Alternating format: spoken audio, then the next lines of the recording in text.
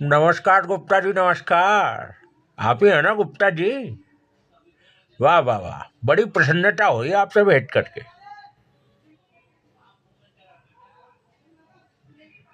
अरे सेवा तो हम सबकी करते हैं साहब, जनता के सेवक जो ठहरे।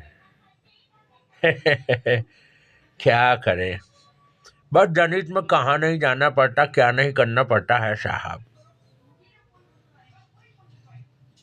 अरे गुप्ता जी, आप तो सब समझते ही हैं। अच्छा, हम आपसे एक ही बात जानने आए हैं कि हमने सुना है कि उधर जमुना किनारे आप कोनो बिल्डिंग बनवाने जा रहे हैं। जब ये बात हमने सुनी तो जिज्ञासा उठे कि चलो हम ही पता करें ऐसा कैसा हो रहा है। तो चला है आपके पास। अच्छा, तो कहाँ बनाने की योजना है आपकी वहाँ?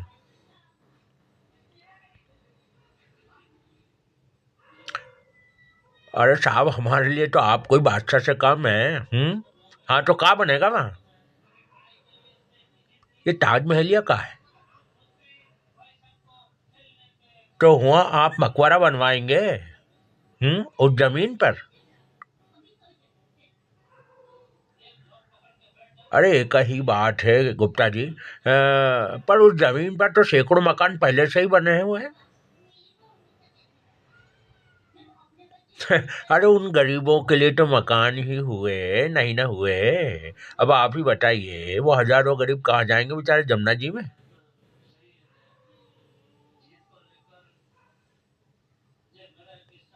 अरे ऐसा नहीं ना बोलिए गुप्ता जी। ऐसा बोलिए, ऐसा बोलिए कि वो गरीब जन है, शोषित वर्ग है, कहाँ जाएगा बेचारा बोरिया बिस्तर उठा के? कुछ तो इंतजाम करना होगा ना। अरे मतलब ये कि उनको कोनो मुआवजा वआवजा तो दीजिएगा ना, कितना देंगे, क्यों? अरे आप ऐसा गुस्सा नहीं ना कीजिए साहब, इससे कोई लाभ नहीं। किससे जेल भेजिएगा उन गरीब जनों को? ये शोषित वर्ग है साहब, कितना अत्याचार सहन करेगा, बताइए।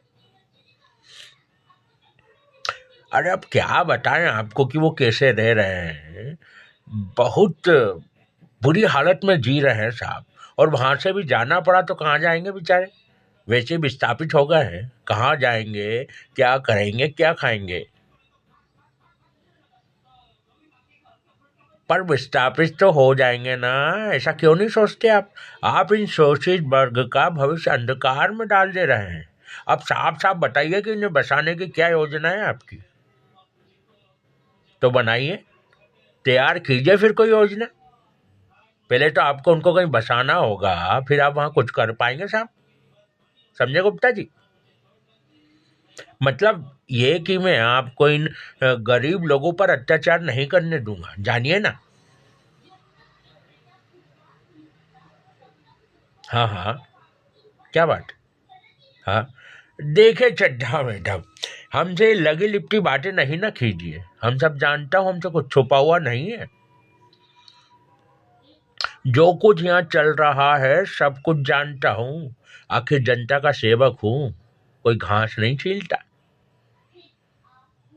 अरे यही कि आपका भैया जी के साथ कितना उठना बैठना है। और उनके चाचा जी की जमीन आपने सरकार को खरीदवाई, वो जमीन जो कोई लेने को तैयार नहीं था, वो भी दूने चौगुने दाम पर। बहुत चूना लगाया सरकार को आपने, बताइए ये है ना सच? हम कौन झूठ बात तो नहीं कह रहे हैं। हाँ। अब आए अकल ठिकाने पर। देखो, हम तो ठहरे जनता के सेवक, हम तो कुछ नहीं मांगते। बस इन विस्थापित हो रहे गरीबों का कुछ बसाने का इंतजाम कर दीजिए आप। अरे इन्हें बसाने के लिए कोई अच्छी सी जमीन ले लीजिए पास में ही।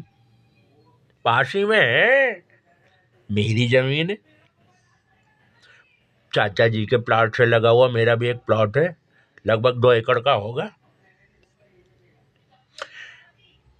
अरे समाज सेवा में क्या नहीं करना पड़ता है साहब। और फिर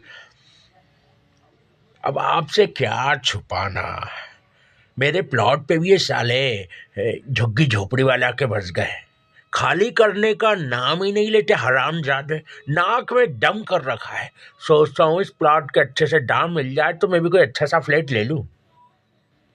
बस जब ये बात पता चली तो हम भी चले आए, सोचा बहती गंगा में हाथ हम भी धो ले। बस अब उसी रेटवा में हमारा प्लाट बिकवा दे तो मुक्ति मिले झंझट से। अरे साहब आप चाहेंगे तो सब हो जाएगा, भरोसा रखें। हम भी आपकी पूरी तरह सेवा करूंगा, जितना चाचा जी ने दिया है उससे 2 पैसे ऊपर ही दूंगा, कम नहीं, आखिर जनता का सेवक हूं।